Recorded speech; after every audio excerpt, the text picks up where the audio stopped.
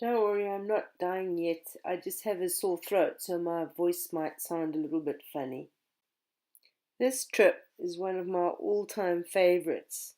It was to Lviv in Ukraine.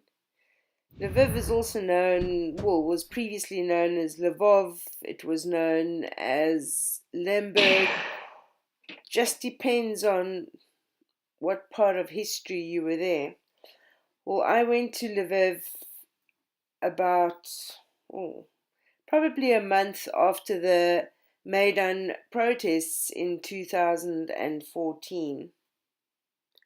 Lviv has so much history and culture, art, and the most amazing food, cafes, restaurants.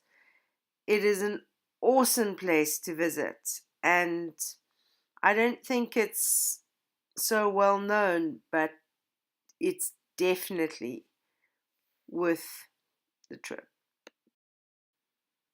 So sit back, relax, and let me show you the sights of Lviv.